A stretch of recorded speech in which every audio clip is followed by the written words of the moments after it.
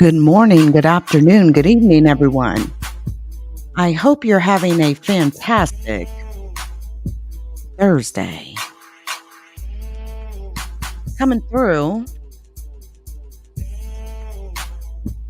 for a little blog, real quick, a little vlog. Some of you may have heard the story,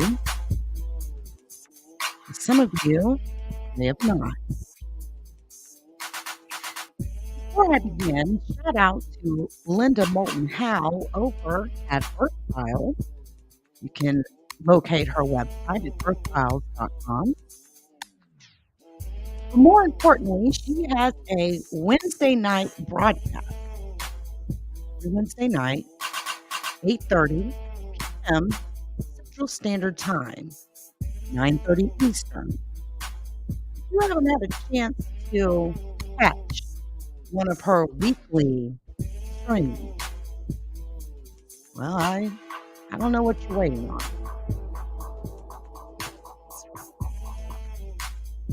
We are going to be talking about a black pyramid that is 550 feet tall, larger than the Giza pyramid, which is currently in the remote Alaskan wilderness.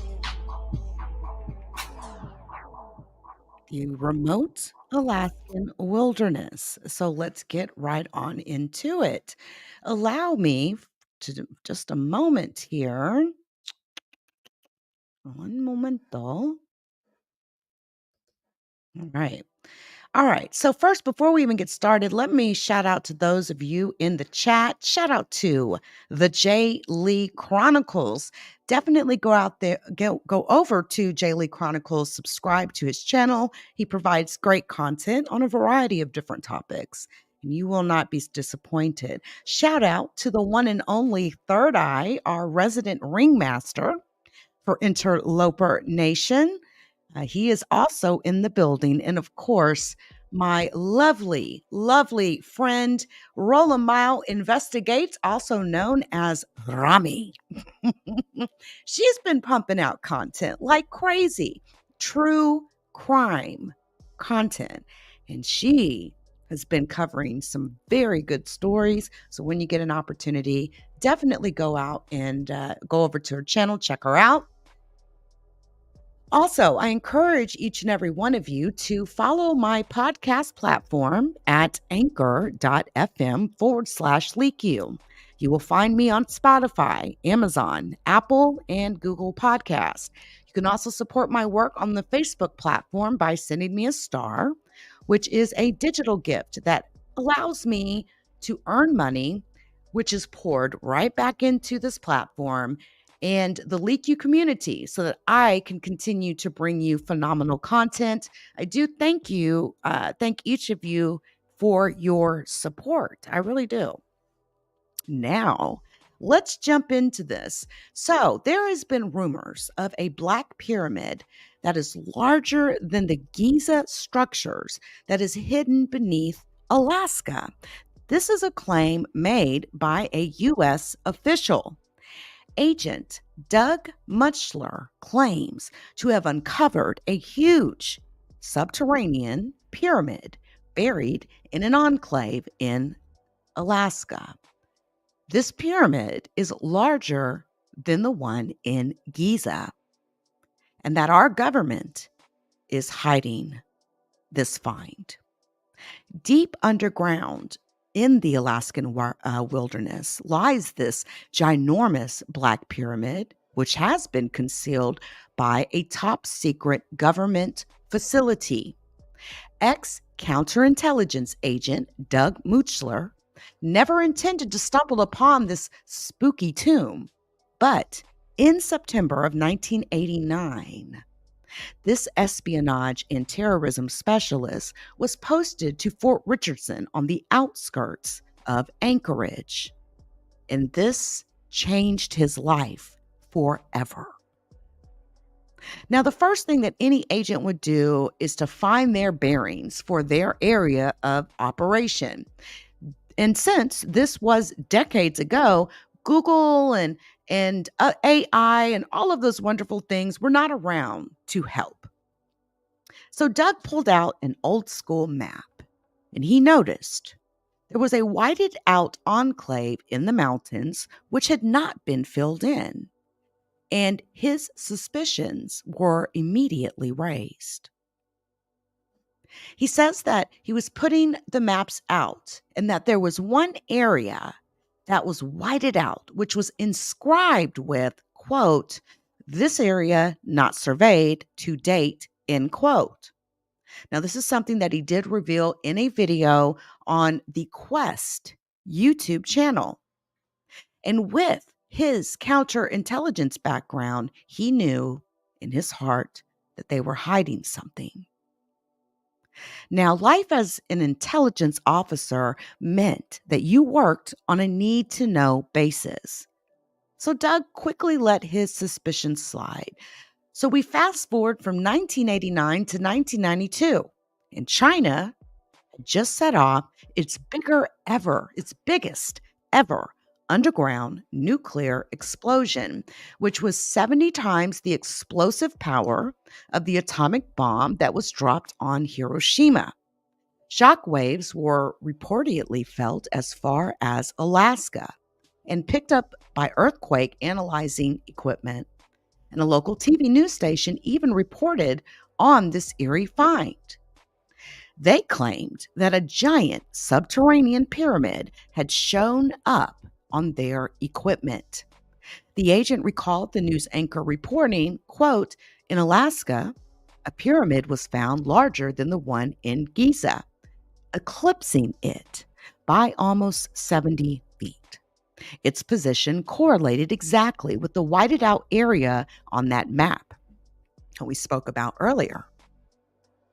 The next evening, the agent waited eagerly for a follow up report, but it never came. Baffled at the radio silence, Doug headed down to grab a copy of the report at a local station. That station manager allegedly denied that the story was ever even put out. Meanwhile, a junior reporter overheard this conversation and anxiously pulled Doug aside. Doug says that two guys came in and took the tapes, which meant one thing: they were burying this report. A year passed with the events still whirling around Doug's mind when in 1993 he made the pilgrimage to Fort Meade, Maryland, the home of an extensive collection of military records. The archivist at the facility noted the case and led him to where these redacted documents were situated. Doug went into that second drawer and he saw a folder titled Alaska. He took it out, didn't know what it was and didn't know what it contained, but he brought it back, he sat down, and moments later, two conspicuous looking guys come over and say, "You are not authorized to have that," before grabbing the papers of the cloak and dagger operation. Doug deemed that his journey to the truth had come to an end. All the while, his hunch remained. Almost 2 decades later, 20 years, Doug reached out for help from Emmy Award-winning documentarian and investigative journalist Linda Moulton Howe. She is renowned for her work as a ufologist and an advocate of a number of conspiracy theories which have swept America. Linda picked up the phone and began calling anybody who might know something about this giant pyramid and who could substantiate Doug's wild claims.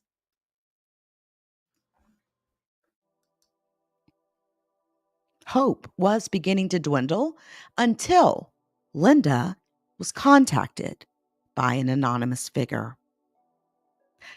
Quote, "I get a call from somebody on the East Coast about how there was a huge pyramid underground in Alaska of such age that no one knows.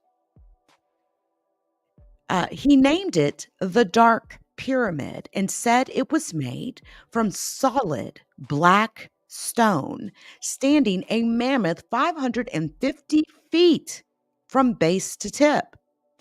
The man's descriptions finally offered Doug a glimmer of evidence about this elusive pyramid that we've all been hearing about for years. However, despite the man's claims, this structure has never been found. It has never been found.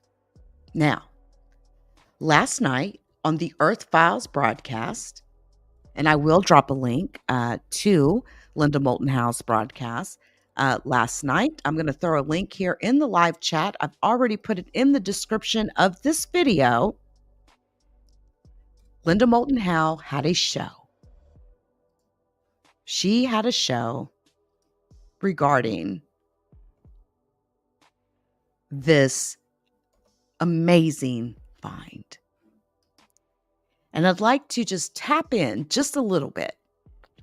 Linda's been Earth Files and Linda Moulton Howe and Ian, their whole team over there have been pretty amazing. And I've never had issue with, just showing a little bit of this. I don't, show the whole thing, but I would like to just tap in just a little bit. And again, link is in the live chat. It is in the description of the video. I encourage you guys to please go and subscribe. Every Wednesday night, tune in, 8:30 p.m. Central Standard Time. Let's take a look, shall we?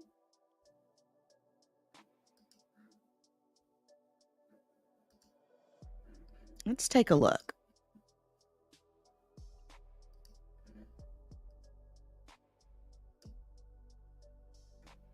Of alien intelligences from beyond Earth that allegedly have been interacting with Earth life for millions of years. Just a couple of weeks ago, in the first week of 2024, this YouTube headline appeared on Discovery UK in Europe. Quote, "Government whistleblower exposes the Alaskan Black Pyramid, aliens in Alaska," close quote. Featured was a U.S. Army whistleblower, backlighted and voice altered, who revealed a classified message he received in 1983 about a huge all-black pyramid bigger than Cheops in Egypt, buried deep underground between Nome and Mount Denali, Alaska. His identity has been concealed for his own safety. What I am about to tell you is classified on the highest level of security in our federal government. Telling you this could get me sent to Leavenworth for the rest of my life. During the height of the Cold War, I worked in a telecommunications center which delivered all of the high priority messages. It was not uncommon for most everybody in my office to have a top secret security clearance. And top secret is the highest one that anybody in the federal government can have. One day, in 1983, he decoded a message that left him and his colleagues completely perplexed. And we noticed the subject line on it was Alaskan Black Pyramid. This is what I first reported at my earthfiles.com news website 12 years ago, back in July 2012, after being contacted by retired U.S. Army Chief Warrant Officer Douglas Mutchler. He served at Fort Richardson in U.S. Army Intelligence in Anchorage. At first, when I tried to call him to record our interview, something or someone was blocking our phone connection. But we persisted. And here now is an interview segment from my interview with Doug Mutchler that I first broadcast on July 26, 2012 at earthfiles.com and on Coast to Coast AM radio. As a past intelligence operative and knowing how the government works, they're covering something. Something's up there, and somebody is hiding it. Now let's go forward with the story that appears to be so sensitive that extra effort is being made to block us. So now, would you go back to our working counterintelligence as a warrant officer, CW2, and that you were in Anchorage, Alaska at Fort Richardson, and we are beginning this story in 1989? I asked to go to Alaska as my first duty station as a warrant officer because my dad was stationed there and he loved the place. I went there, and when I arrived, one of the first things I did was go and get maps because I wanted to prospect. So I went to the GSA office and I picked up every map that made up Alaska. They were the Joint Operation Graphic Ground Maps, scale 1 to 250,000. And it covered the whole bedroom wall and the ceiling. I mean, these are really detailed maps. And I got to one of them that was on the western portion of the state, and it was whited out. There was a whole section about the size of a Christmas card. And it said, this area not surveyed as of this date. And the first thing I thought was, that's ridiculous. I mean, they've had the Earth mapped since like the 60s. And I know Alaska was mapped out right after World War II. But anyways, it didn't make sense to be whited out. They're hiding something. What I was into, counterintelligence, there's something there. But I had no need to know. Then I'm out processing, 1992. And we're sitting there. It was in late November, early December.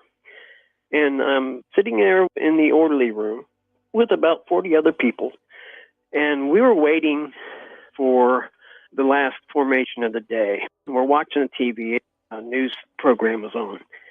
And they started talking about this Chinese detonation of an underground nuclear bomb that was set off earlier that year. May 22nd, 1992. And they were talking about that, how big it was. And then there was a byline. And the story was about geologists around the world had been informed through the UN because China had told the UN they were going to do this. And so these geologists got together and they said, let's get the best recordings of the Earth's crust and mantle using the vibrations from this explosion. And what they found in this byline story was under Alaska, they found a pyramid bigger than the one in Egypt. They said they didn't know whether it was solid or hollow. They couldn't tell that, but they had the distinct outline of a pyramid. And this was supposed to be where? That whited out area, the area that showed on the TV, were south of Mount McKinley, and it was towards the west, near the Nome area. There's an area there that was whited out, quite a large area, really. And when I saw the news program, I mean, it just, in my mind's eye, I could see it just right where the whiteout area was. Well, I knew that the whole world has been surveyed. So why was this whited out? It don't make any sense. I was like, oh man, I got to get this tonight. So I went home and I got a recorder and set it up. No story. I called home, the lower 48, to my dad, and he religiously, my dad is a TV hound, especially a news hound, morning, noon, evening, and 11 o'clock. He watches them all.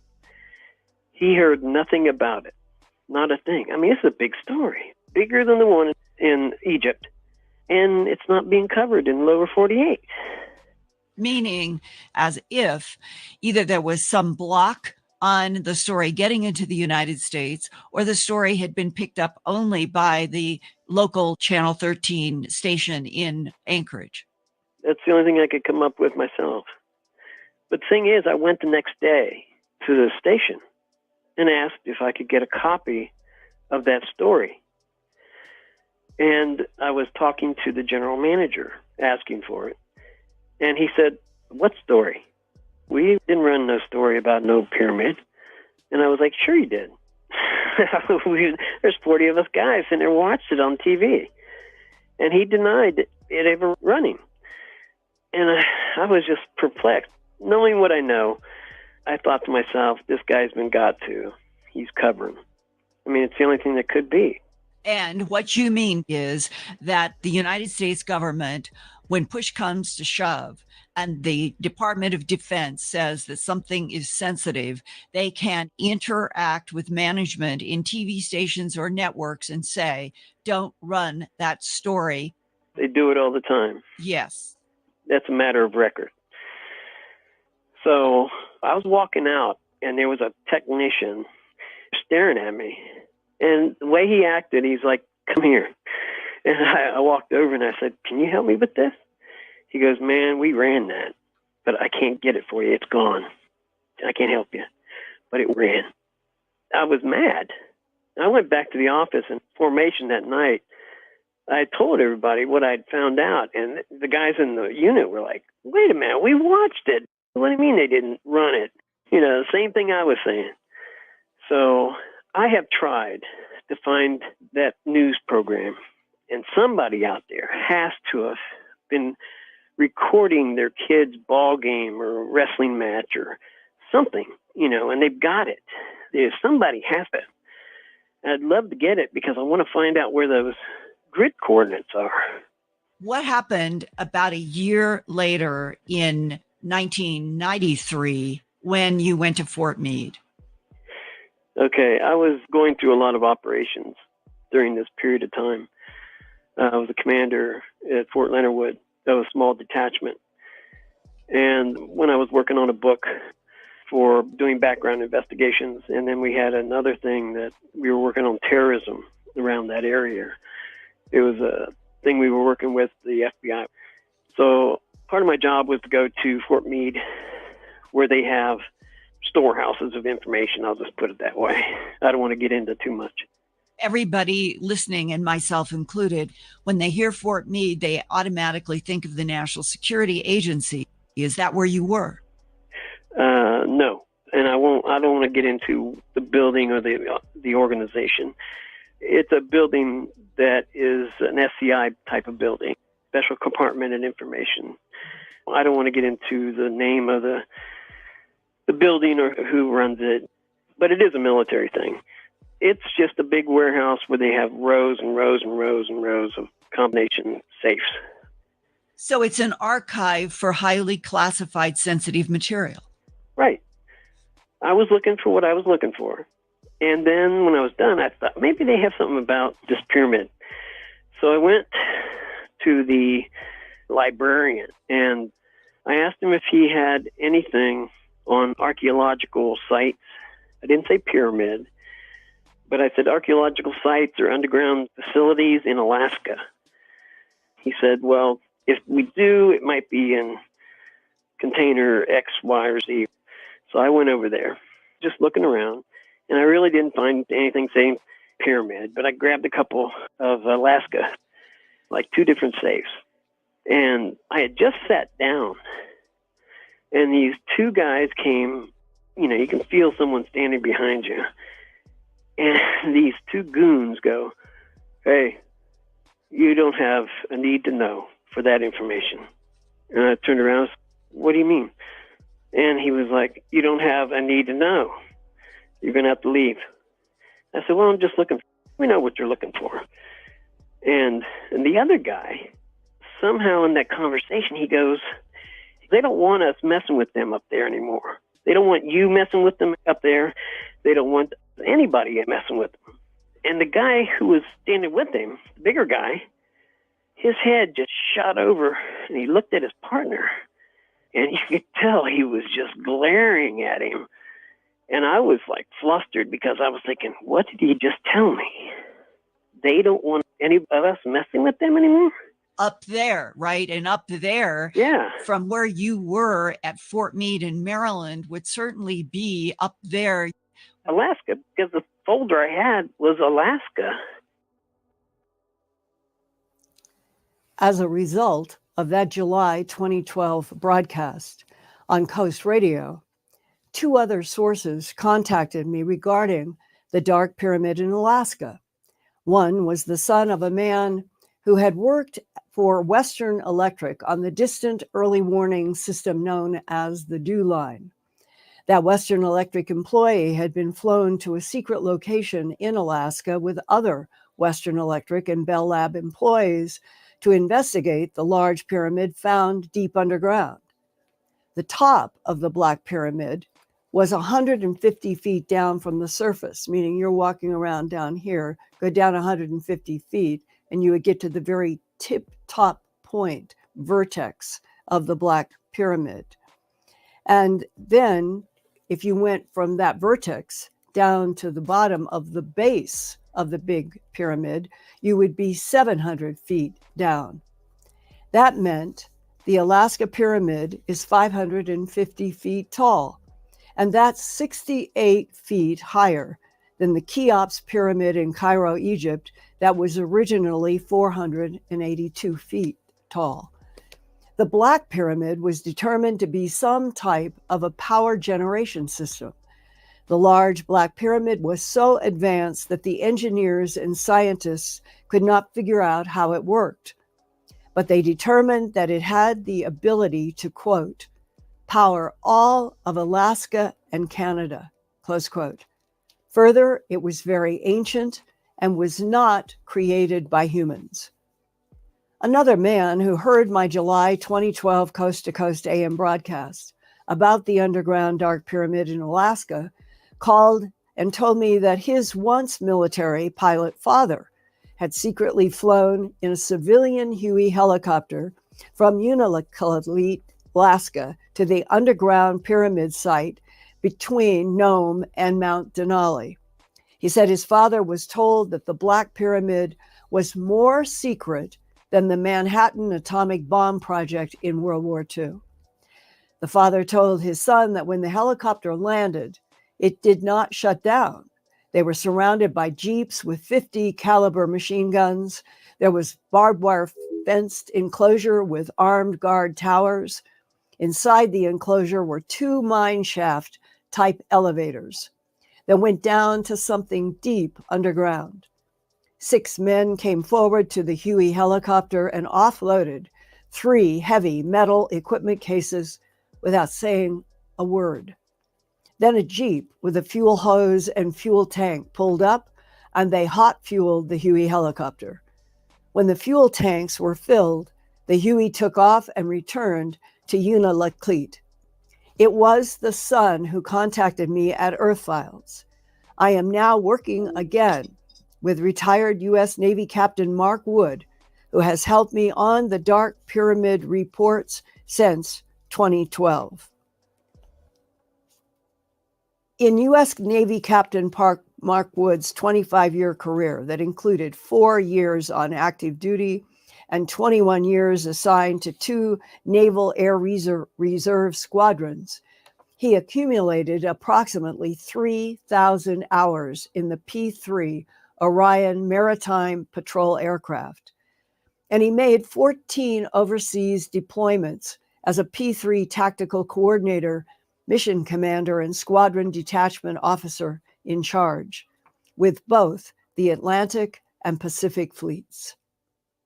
In this work that you have done now, where do you think the Dark Pyramid is underground and why?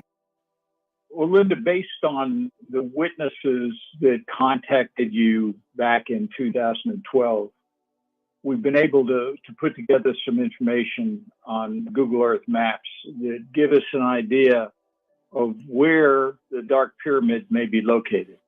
First of all, we know that there was a Western Electric engineer with some Bell Labs people that flew from Omaha into Alaska, and they landed in the western part of the state at a town called Unalakleet. From there, they were put on a bus with the windows blacked out and drove approximately 4 hours to a location where they came to a very rudimentary runway that was packed ice and snow. And that is Caltag. Caltag, okay. They took them off the bus and then they divided them into small groups and put them on small airplanes to fly to the east towards where the Dark Pyramid is located.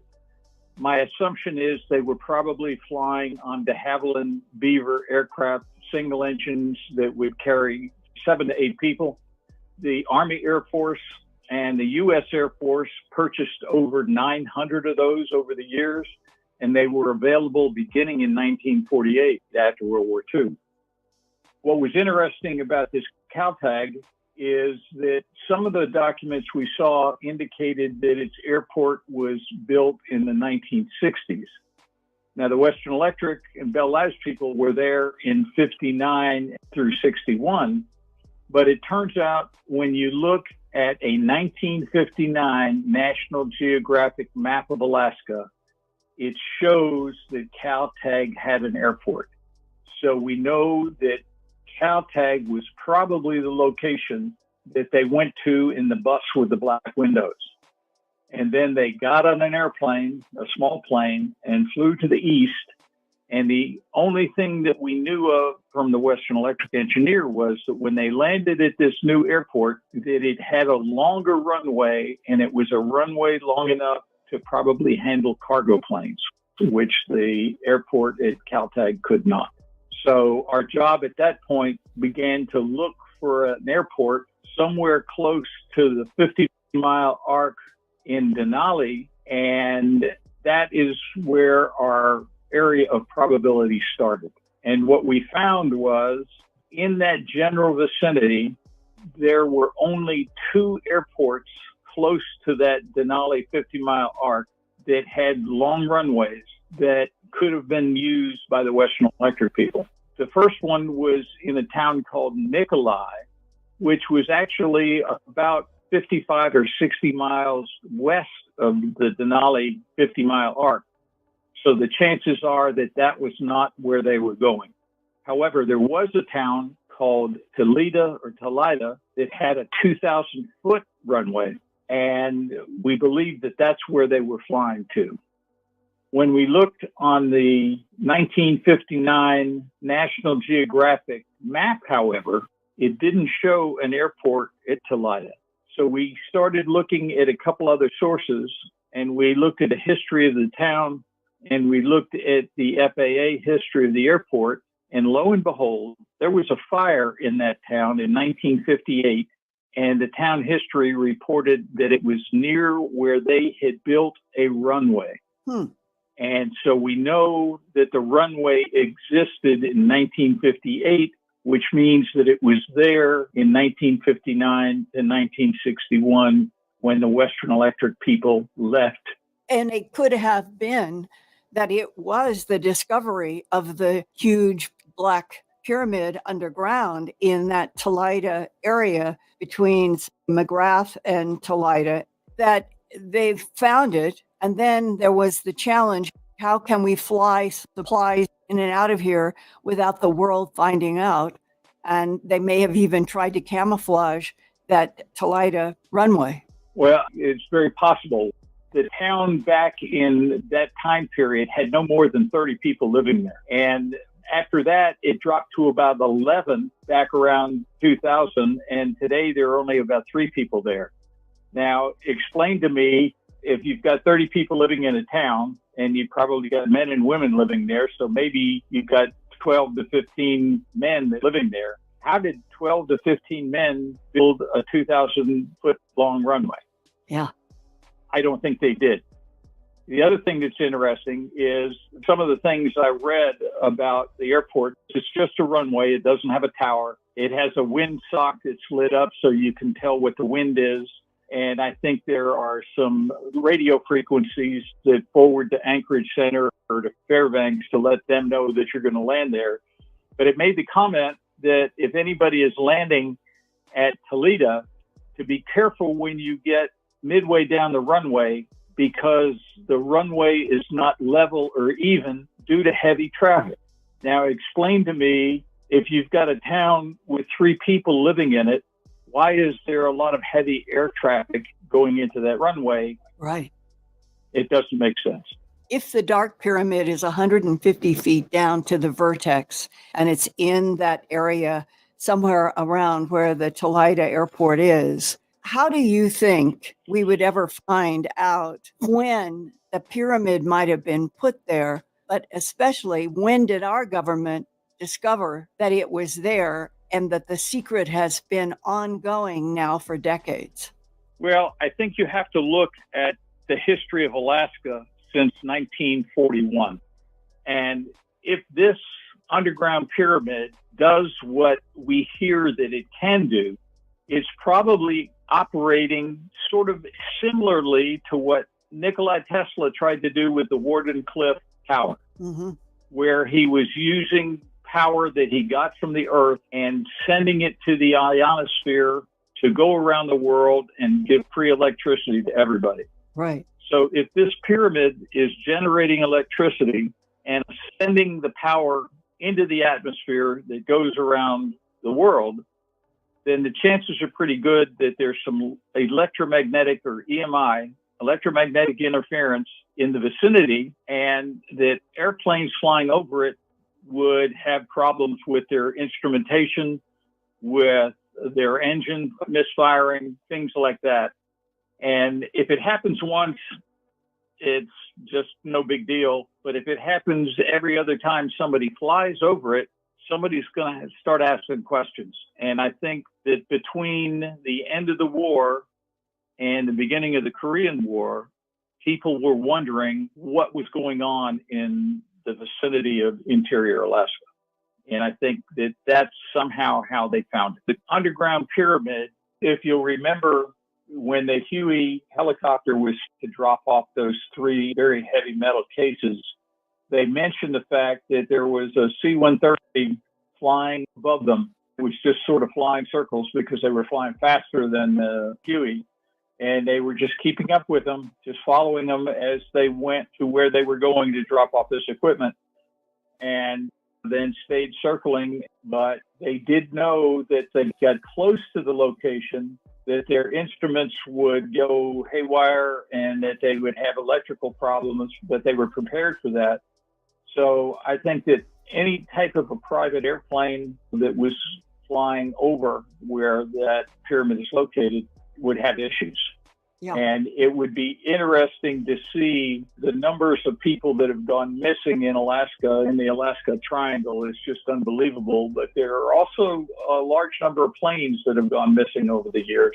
And it'd be curious to see, now that we sort of have a rough idea where we think this thing is located, how many planes basically gone missing over the area that the Huey having problems with their instrumentation. What is your intuition about where exactly the Dark Pyramid might be in this map that has the Toledo airport and goes out to Caltag and includes McGrath? Where do you think? I think if you look at what we know over the years in terms of bits and pieces, we have heard that the pyramid is within 50 miles of Denali. Mm-hmm. So we know that the Toledo airport is probably 30 miles outside that arc. So if we go ahead and we assume that when somebody says it's within 50 miles of Denali, that could be anywhere from 45 to 55, with 50 being in the middle. So if you take an arc that's now a belt, if you will, that's 45 miles to 55 miles, and you go maybe a little bit northwest of Denali, I think we've got a 80 to 90% probability that somewhere in that circle is where this thing exists.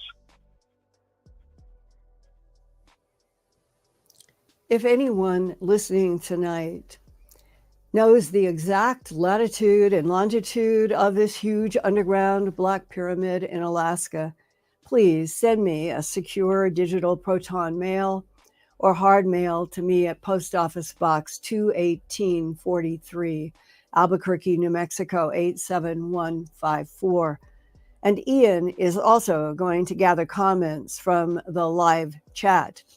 And I thought I'd start with 3 comments that Ian already had organized from viewers, beginning with 1. I was stationed at Fort Richardson at the same time, meaning of Doug Muchler, and remember the story about the pyramid also, close quote. 2. In the year 1982, my husband Terry and I were bush pilots in Alaska. We knew about the underground ET-built Black Pyramid next to Mount Denali. We respected the 120-mile no-fly zone around the mountain, close quote. And a third, quote, this is awesome. My dad was born in the very early 1940s. He talked about military operations, something very similar, but not quite as specific, except he would talk about the power of the pyramid, close quote. And now let's find out what questions and comments Ian has. Hi, Ian. Hi, Linda. Great report. Thank you. It's great to have you and Prometheus and everyone with you tonight. Yeah, it's fun, it's interesting, and I feel that this is a subject with this new release by the Army guy that there is more and more gathering, as Mark Wood does too, in this collaboration this time. He felt very strongly about saying the 80 to 90% probability of this dark pyramid being in that 50-mile circle from Mount Denali out. And this is the closest that we've had of a focus. And I am very interested in whether we can now get more information from people who know firsthand. And going from here, Ian, have you gotten anything tonight in comments and chat that is specifically related to what exactly is there?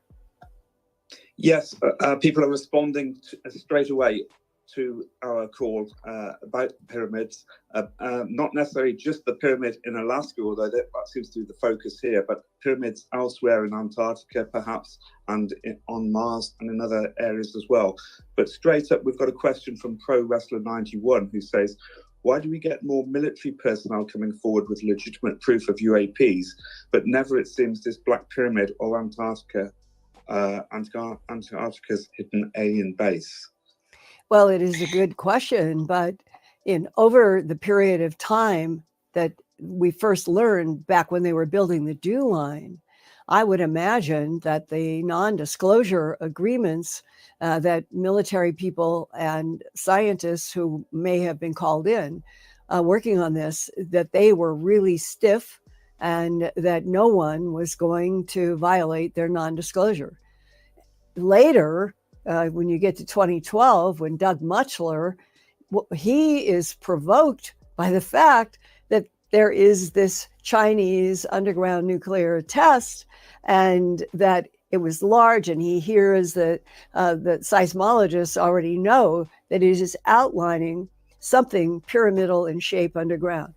It turned out one night, this goes back probably in 2013, I was working in my office late, and I got a call from a man who introduced himself and said, I can't go on the record with you, but I want you to know that on May 21st in 1994, wasn't it, that I was in a team in which we have recordings of the pyramid, the Black Pyramid underneath, that was revealed by that Chinese underground test. Wow. Incredible. Absolutely incredible. And so I will leave it at that. Please go continue watching Earth Files show from last night. Again, the link is in the live chat. I've also put it in the description of the video. It is Earth Files, all one word, EARTHFILES. And go listen to more of the content from Miss Linda Moulton Howe, from Mrs. Linda Moulton Howe. So yeah, there is so much. I know I've not been online lately. I've been dealing with a lot of other things, but I've got a lot of content that we need to talk about. Now, as I bring this to a close, there's something that we're going to be talking about probably in the next few video streams regarding mantid insectoids and their genetic engineering, and we'll discuss what their potential true origin is, their presence on Earth, which seems to be quite ancient and even predates human species. They have a large number of bases and colonies here on this earth underground, and they possess an extremely advanced technology, including anti gravity, teleportation, space time manipulation, telepathy, and psychic abilities. These beings have been involved in abductions and secret agreements with governments. Probably the most scariest part of that is these beings are a predatory, hive mind species and consider humans to be their property. So we will be discussing that over the next coming days. And so I would like to invite you to subscribe to the channel so that you can get all of the notifications. I will be scheduling these broadcasts in advance. Okay. And we'll take it from there, right? We will take it from there. I appreciate each and every one of you for coming through. I will be live maybe later on tonight, but do be looking for me this weekend here on the leaky.com platform, as well as on Spotify, Apple Podcasts, Google Podcasts, and Amazon Music. Before I get up out of here, allow me to pay a few bills, if you don't mind.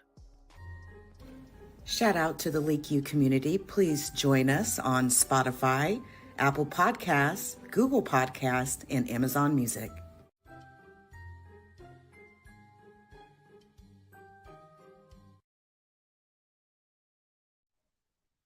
Please hit the like. Thank you.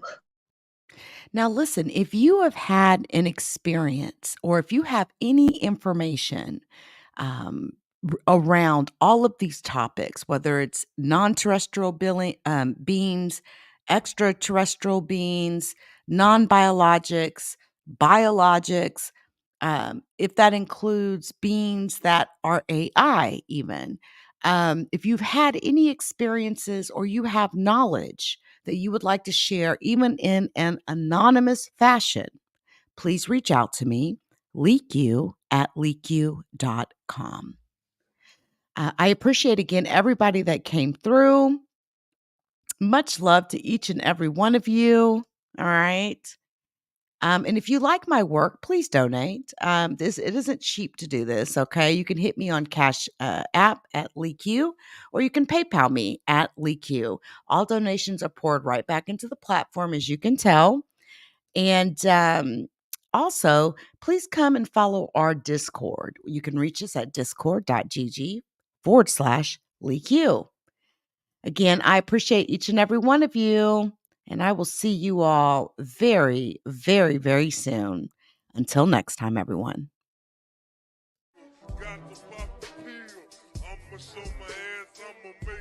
The judgment sentence that you are an asshole. The trial is over. Thank you, everybody. Let's play a game. You have 10 seconds to take all your stuff and get out of my life. 10, 9, 8. God bless you, motherfucker. You're really smart. Like really, really, really smart like I am.